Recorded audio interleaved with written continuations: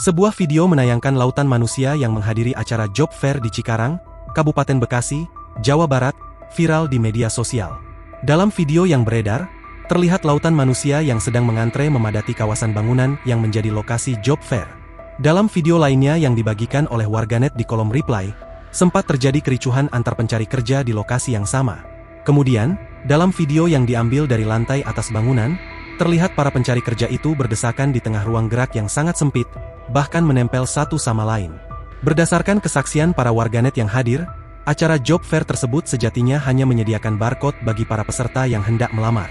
Dilansir dari Warta Kota Live, acara job fair ini diselenggarakan oleh pemerintah Kabupaten Bekasi di President University Convention Center Jababeka, Cikarang, pada Selasa, 27 Mei 2025. Salah satu pencari kerja bernama Gumilar mengaku, ia datang sejak pagi hari dan melihat sudah banyak yang mengantre. Saya kesini dari jam setengah 7 pagi. Tapi katanya, jam 5 subuh aja udah banyak yang antre. Ujar Gumilar, 25. Pencari kerja lainnya, Farhan mengaku senang dengan adanya job fair ini meskipun harus berdesakan.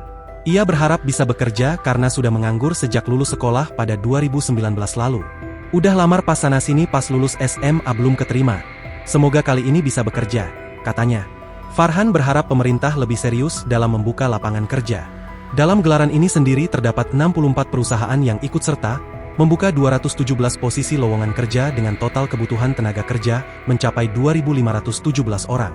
Lowongan mencakup berbagai latar belakang pendidikan mulai dari SMA, SMK sederajat, D3, S1, hingga untuk penyandang disabilitas. Disnaker juga menyediakan 2 area untuk walk-in interview, masing-masing diisi 2 perusahaan. Total ada 6 perusahaan yang langsung melakukan wawancara di tempat. Namun karena keterbatasan ruang dan waktu, tidak semua perusahaan bisa melayani proses langsung tersebut.